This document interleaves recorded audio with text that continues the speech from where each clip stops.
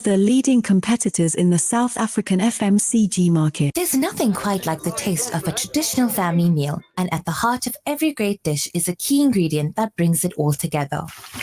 That ingredient is Sunfoil pure sunflower cooking oil, made from only the finest sunflower seeds. It's a perfect way to enhance the taste of your family's favorite foods. Sunfoil cooking oil is more than just oil. It's the key to bring your family together over a delicious meal and making every bite taste better. Remember, the key ingredient to a great family meal is Sunfoil. Tradition just tastes better. Education, health, dignity, empowerment. These wishes all begin with water. Africa Muslims Agency is committed to providing clean water to the thousands who still live without this basic human right. Support us in giving the best of charities. Provide a water well for 16,500 Rand or a borehole for 55,000 Rand in Afghanistan or 65,000 Rand in Africa. Gain Thawabi Jariyah and help communities to reach their full potential.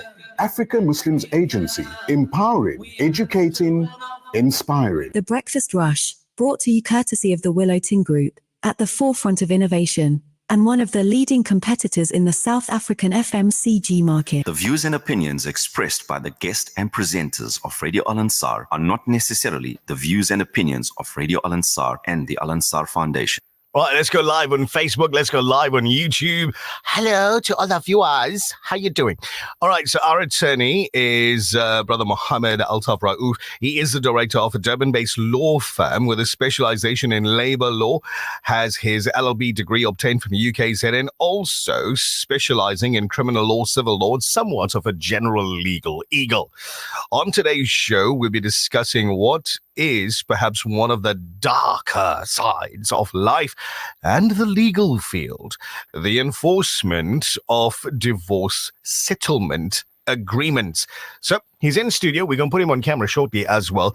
Brother Mohammed Altaaf Raoof, assalamu alaikum. Welcome. Walaikum salam, Shah. Assalamu alaikum for listeners. Let's start with this. Why this topic? Okay, so the topics that we discuss on the segment are based on questions that are sent by listeners, as well as matters that I'm dealing with in real life. I mean, I'm in court on an almost daily basis. Yeah. So, you know, when these matters come up and I've completed them and I feel, you know, this would be of interest to listeners, I come through and I portray that or convey that information across. So in previous shows, we've discussed marriage and divorce at length. You know, we've gone through multiple shows doing these topics. We spoke about the various matrimonial systems, about getting divorced, settlements agreements, everything of that nature. Now, today I want to advise on what happens when a settlement agreement doesn't exactly settle the matter. But I also want to say it's not only a settlement agreement, it's also a divorce order where a court has made an order. Yeah. You can also enforce these in the same way that we're going to discuss today. What is a settlement agreement? So a settlement agreement is perhaps the easiest way to settle a divorce. So one of the parties says, listen, or both parties say, listen, this is not working out any longer. We need to have a divorce. The summons is issued and both parties sit down and come to an agreement as to how to finalize this matter and wrap it up. This agreement, which is in writing, is then endorsed by court and made an order of court. So just for those folks that don't know, how does one enter into the actual settlement agreement? So very simply put, one word, negotiation. Sit down around a table, discuss the matter like adults, and determine what needs to be done, where, and determine what is in everybody's best interest. And then if you can negotiate that, we have a settlement agreement. What sort of issues are we looking at dealing with here in a settlement agreement? So a settlement agreement essentially deals with anything relating to the solution of the marriage. It can deal with the financial consequences. It can deal with pension funds. It can deal with what happens to the house, what happens to the cars, question of maintenance for the spouses, maintenance for children, primary residence of the children, care and contact with the children. Lots of different things that fall within the scope of a divorce can be dealt with in terms of the settlement agreement. So what happens when one of the parties involved does not comply with the settlement agreement? So your first option and your preferred option is always to discuss the matter. You know, make a call, send a message across, whatever it is. Hopefully it's amicable. Can say, listen, you're supposed to be doing this. You're not doing this. Can we please sort it out? Otherwise, I need to take further action. You know, if that doesn't work, then there are various enforcement mechanisms that are available. Right. Now, if you have an issue with the pension fund, payouts from the pension fund, transfers from the pension fund, all of these were agreed to during the course of the settlement agreement or the divorce, it must be dealt with via the pension fund. So you get hold of the pension fund, you say, listen, I was supposed to receive 50,000 Rand payout from this pension fund. Yeah. What's the story? You know, I haven't received the payout yet. And then they'll advise you from there. Now, let's say there was a house and there was a certain agreement regarding the house. Now, you would have to, depending on the issue of the house, take various routes. So it's not a simple, straightforward answer there. Now, the most common issue when dealing with a house is that one party was supposed to sell their shares or one party was supposed to buy out the other party. And they're now refusing to sign the transfer papers. This actually happens very, very often. That, you know, you're either supposed to sell your share to the other spouse, alternatively, you're supposed to buy out the other spouse, but now you're not signing these papers. It happens very, very often. Now, the most common thing would be to bring an application to compel them to sign. Essentially, a high court application in which, you know, you're forcing them to sign the transfer documents. Yeah. In the alternative, which you usually seek in the same order, they have perhaps 7 days to sign these documents. Yes. If they don't sign within those 7 days, the sheriff of the court is authorized to sign those papers on their behalf. I actually did one of these 2 weeks ago in the High Court. So fresh. Yeah. 2 weeks ago, I did one of these in the High Court.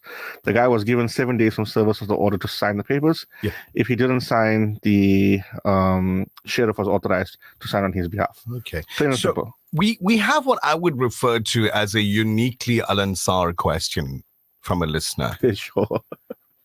What if you got more than one wife? Oh, This is, I would say, uniquely Al-Ansar question, okay. without a doubt. So you've got more than one wife. Hmm. My assumption is that you've only divorced one wife. Right. I'm going to assume you didn't divorce 4 wives at one time. Okay, so you've got the one wife, you've divorced that one wife. Each divorce must be dealt with individually. Yes. You know, you're not going to have a one-size-fits-all thing across all of your divorces. Right. So each divorce needs to be handled on an individual case-by-case basis. And another uniquely Al-Ansar question. Are the divorces for somebody who's got more than one wife, are they handled as per South African law, as per Sharia? Okay, so there's currently a whole lot of changes that are that are in force. Yes. I mean, there were amendments to the Divorce Act that now recognize Islamic marriages and, in the same vein, recognize Islamic divorces. Yes. So, again, my off the top of my head, my answer is going to be it depends. Yeah. Without further context and further clarity, I can't give you a definitive answer. Absolutely. So Naz, last question for today. So perhaps what we could do is that person with that question, when we have our next legal clinic, come through. they could come in and, you know, we can advise them. We'll have a few Sharia compliant lawyers who'll be able to answer that. Okay. Somehow approved. Good. Back to settlement agreements. So the innocent party who wants to enforce now their rights usually has to incur the legal fees to do so. What sort of costing are we looking at? Now, it varies depending on the facts of the matter. But what you need to bear in mind is, if there is a settlement agreement, alternatively, if there's an order of court and one party is misbehaving and refusing to comply, and you need to go to court to enforce that settlement agreement or order of court, the court doesn't look kindly on that, and the court is very likely going to grant a cost order against this misbehaving party. So whatever the amount is, that person's fully responsible now. Well, there's a scale of tariffs that's used. You may not recover all of your costs, but you're going to recover a decent amount of it. A decent amount of it.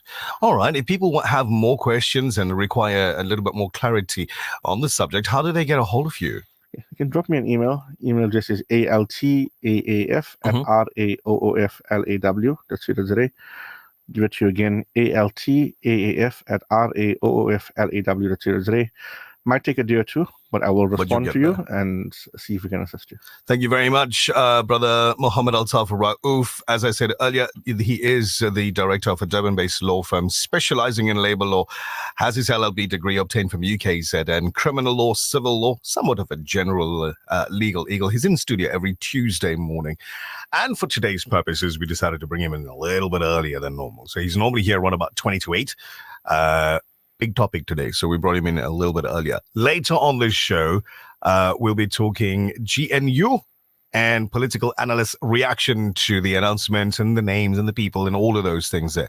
We're going to end this live stream. If you're on the live stream at the moment, right, YouTube, Facebook, we're ending this one here so we can start a Hangman live stream.